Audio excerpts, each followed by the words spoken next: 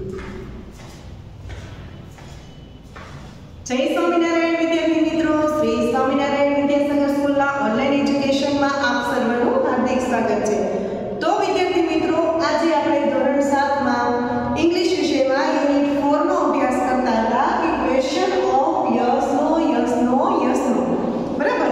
એમાં આપણે એક્ટિવિટી 1 2 3 નો અભ્યાસ કર્યો હતો, જેમાં આપણે ડાયલોગ સમજ્યા હતા કે પેલા જે મોઇન ખાન હોય છે એ આર્મી ઓફિસર હોય છે અને સ્કૂલમાં જાય છે ત્યાં બધા બાળકો એને પ્રશ્ન પૂછે છે ને તે આર્મી વિશે બધું કહે છે। અને એક્ટિવિટી 1 માં આપણે થોડાક જોક્સ જે ડાયલોગના સ્વરૂપમાં અને ક્વેશ્ચન આન્સર પણ સમજ્યા હતા। આજે આપણે પેજ નંબર 44 ઉપર એક્ટિવિટી 4 એના વિશે અભ્યાસ કરીશું। તો અહીંયા તમને એક ચિત્ર આપેલું છે, મીન્સ કે ચાર્ટ આપેલો છે, બરાબર। તો એમાં તમારે યસ ઓર નો, બરાબર, એ નીચે ચિત્ર જોઈ અને તમારે એમાં આન્સર આપવાના છે। તો એ હું તમને ફોટા દ્વારા મોકલી આપીશ। અને એક્ટિવિટી 5 જેમાં તમારે આપ્યું છે કે read the sentence and understand the chart, fill in the blanks, બરાબર। ચાર્ટના આધારે તમારે આમાં પણ યસ નો પ્રશ્નના જવાબ આપવાના છે, એ પણ હું તમને ફોટા દ્વારા મોકલી આપીશ। એના પછી એક્ટિવિટી 7 છે, એમાં તમારે રીડ ધ એરેન્જ। હવે એમાં શું કીધું છે તમને કે Ketki has a pen friend in Kolkata. કેટકીને એક પેન ફ્રેન્ડ એટલે કે પત્ર મિત્ર છે કોલકાતામાં। હર નેમ ઇઝ કવિતા, તેનું નામ શું છે? કવિતા છે। Ketki wrote a letter to her friend about Navratri. હવે કેટકી છે એ લેટર એટલે કે પત્ર લખવા માંગે છે શેના વિશે? નવરાત્રી, બરાબર। A famous festival of Gujarat, ખૂબ પ્રખ્યાત તહેવાર છે ગુજરાતનો। But her younger brother tore the letter into piece. હવે એનો જે નાનો ભાઈ છે ને એ આ પત્રના છે નાના નાના ટુકડા કરી નાખે છે। Put the piece together and find out what Ketki has written to her friend, બરાબર। પછી એ છે એ આ ટુકડાને ભેગા કરી અને આપણે પત્ર આખો છે તૈયાર કરવાનો છે। તો તમને અહીંયા 8 ટુકડા આપેલા છે, અડધા આ સાઈડ છે અને અડધા આ સાઈડ છે। તો પહેલા નંબરનો જે છે એ હું અહીંયા વાંચું છું। તો પહેલી લાઈનમાં ત્રીજા નંબરનું છે એ પહેલું છે અને બાજુની લાઈનમાં ચોથા નંબરનું છે એ પહેલું છે। એ બંનેને આપણે સાથે રાખવાના છે। ડિયર કવિતા, વહાલી કવિતા, હાઉ આર યુ?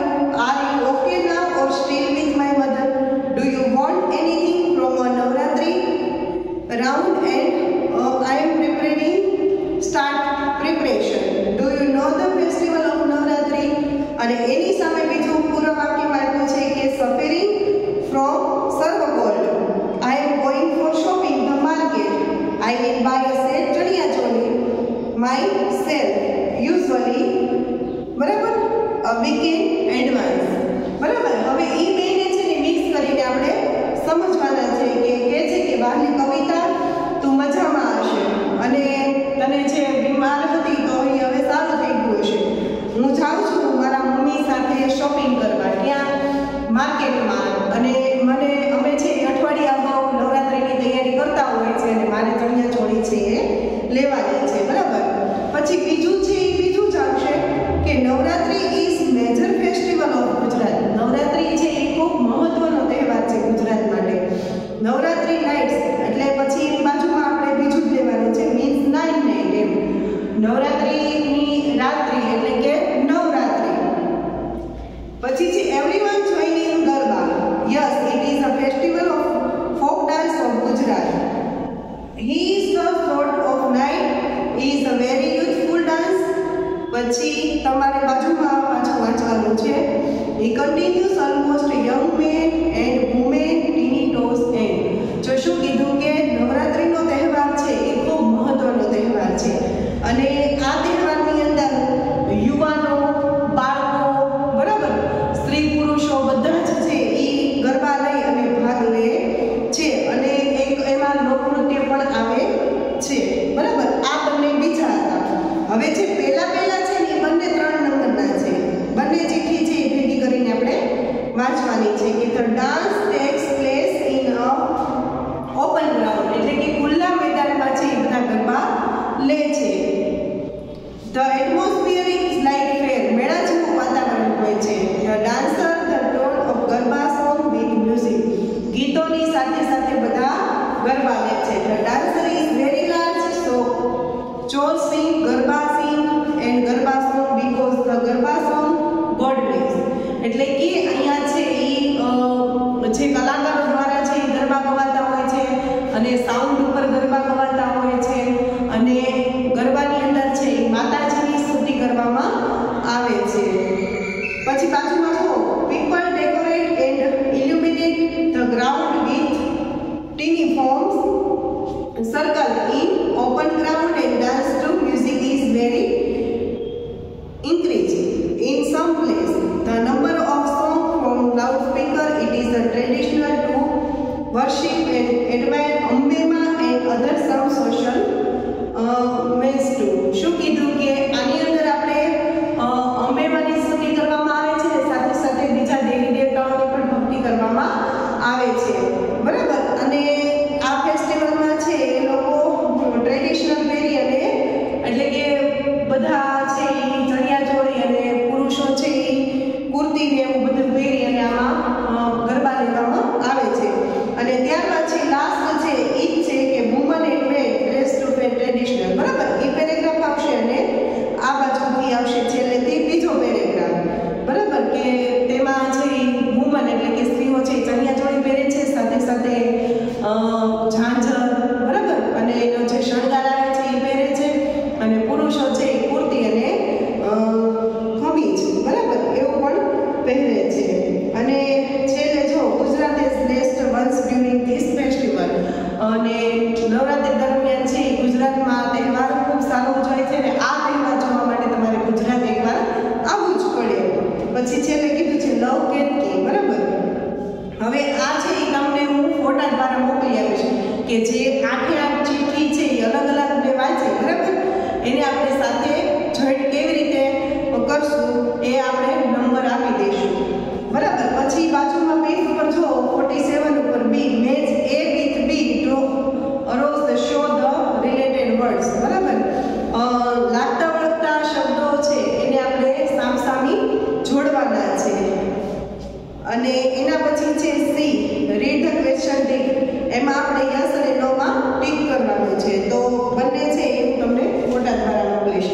હવે એક્ટિવિટી 8 જુઓ, એમાં આપણે કવિતા ફોન્સ કેટકી, એટલે કે કવિતા છે કેટકીને ફોન કરે છે but because of network problem, પણ નેટવર્ક પ્રોબ્લેમ હોય છે, they cannot hear some part of sentence, અમુક શબ્દ છે ને એને સમજાતા નથી અને નથી સાંભળી શકતી નેટવર્ક પ્રોબ્લેમના લીધે.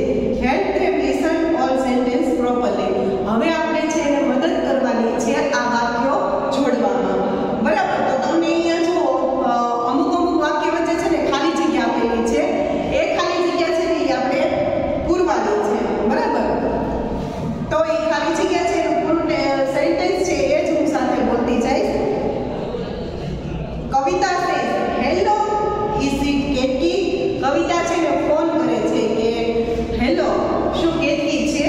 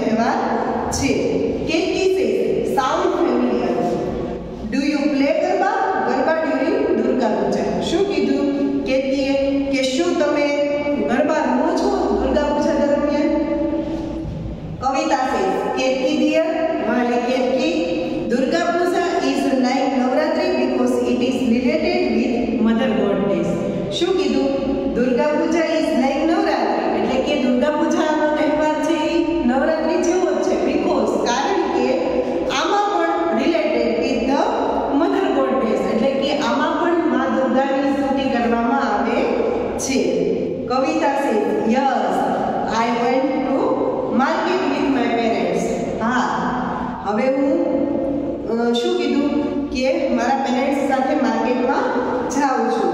એના ઉપર આપ્યું છે કેટકી. ઓ યસ માં દુર્ગા, હા માં દુર્ગા, વેલ સારું. I called you last night but you were not at home, were you busy. મેં તને ગઈ રાત્રે ફોન કર્યો હતો પણ તું ક્યાં બિઝી હતી, ક્યાં વ્યસ્ત હતી. તારે કવિતા કહે છે કે yes I went to market with my parents. હું મારા મમ્મી પપ્પા સાથે માર્કેટમાં ગઈ હતી. વી બોટ ન્યૂ ડ્રેસીસ, અને મેં નવો ડ્રેસ ખરીદ્યો હતો. આઇટમ્સ ફોર ડેકોરેશન એની પૂજા, અને પૂજા કરવાના જે શણગારની વસ્તુઓ જોઈએ એ પણ ખરીદી હતી. We also purchase food item for the celebration.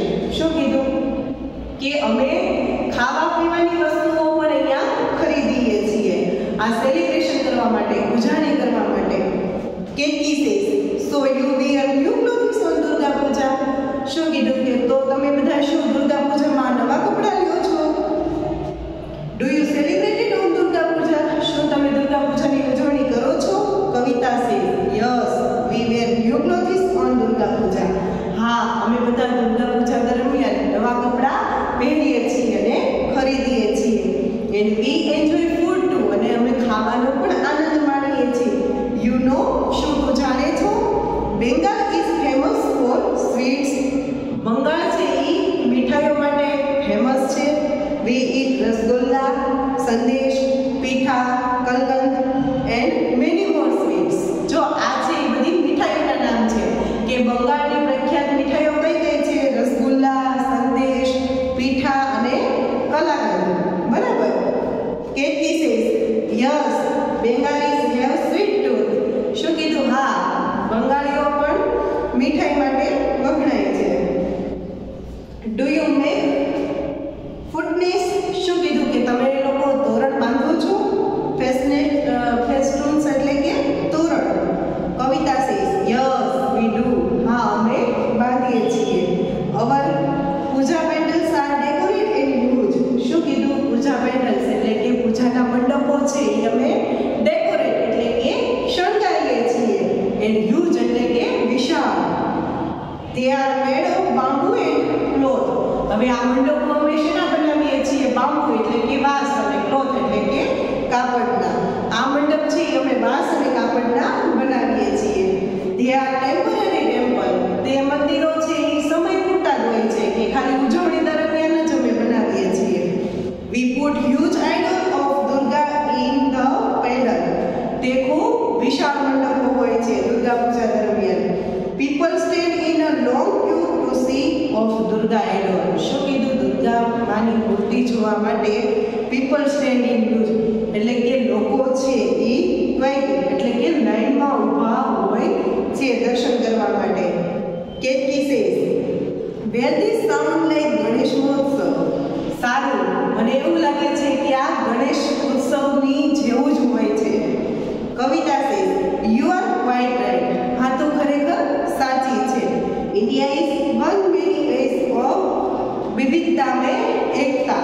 શું કીધું કે હા, તું સાચી છો કે ભારત દેશ છે ખરેખર વિવિધતામાં એકતા ધરાવતો દેશ છે. Ketki says how lovely and do you impress the Durga idol like Ganesh idol. શું કીધું કે શું તમે આ જે દુર્ગા માની મૂર્તિ છે એનું વિસર્જન છે એ આપણે ગણેશજીની મૂર્તિનું વિસર્જન કરીએ છીએ એવી રીતે જ કરો છો? કવિતા યસ વી ડુ. હા, અમે એમ જ કરીએ છીએ. ડ્યુરિંગ ઇમ્પ્રેશન પ્રોસેસ વી ચેન્ટ દુર્ગા માં કી જય એન્ડ અચ્છી પોછાર અબાર હોબે. બરાબર.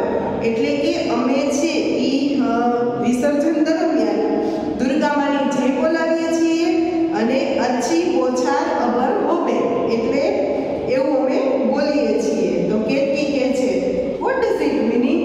એનો અર્થ શું થાય છે? Kavita says it means it will happen again next year. એટલે શું કીધું કે એનો અર્થ એવો થાય છે કે આવતા વર્ષે તે પણ જ થશે. કેટકી લાફ એટલે કેટકી છે હસવા લાગે છે. Kavita this also sound familiar. શું કીધું કે હા, તો અમે પરિચિત છીએ. Kavita says yes dear it affirms again that Indian culture is on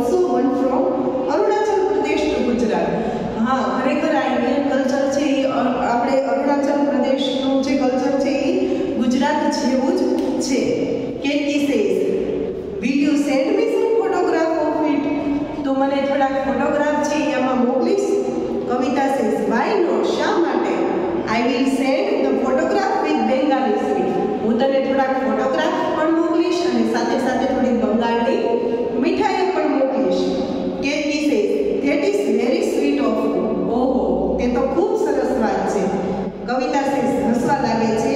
you are welcome. ઓલી પેલી કેતકી કહે છે કવિતાને કે તું તો ખૂબ સારી છો.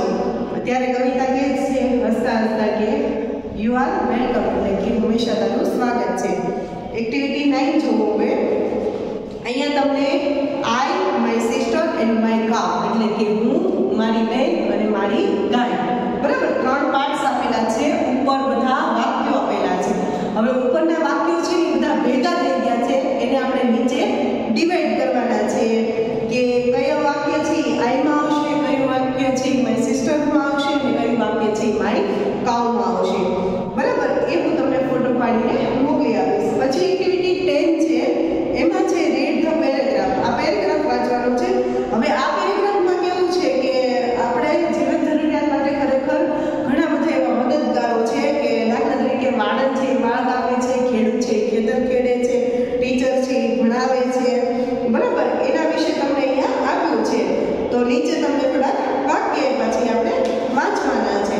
અને પછી એના પછી એક્ટિવિટી 11 છે જે લાસ્ટ છે, એમાં આપ્યું છે કે તમે જ્યારે હાથ ધોવો છો, do you know your hand hygienes for, એટલે કે તમે જ્યારે હાથ ધોવો છો એની બધી પદ્ધતિ તમને આપી છે અને એમાં તમારે સ્કોર આપવાનો છે. તો જો 5 પોઈન્ટ હોય તો ઓલવેઝમાં ટીક કરવાનું, 2 પોઈન્ટ હોય તો સમટાઈમ્સ એટલે કે ક્યારેકમાં, અને 0 પોઈન્ટ હોય તો નેવર. બરાબર, દાખલા તરીકે તમને પહેલું કીધું છે કે do you wash your hands before lunch and dinner, શું તમે બપોરનું જમો અને રાત્રે જમ્યા પછી હાથ ધોવો છો? તો એમાં આપણે ઓલવેઝ આવે કે હા, અમે કાયમ હાથ ધોઈએ છીએ. પછી ટચિંગ અ પેટ, તમે ક્યારેક પેટ અડો છો તો તમે હાથ ધોવો છો તો ક્યારેક, બરાબર. પછી નેવરમાં શું આવે કે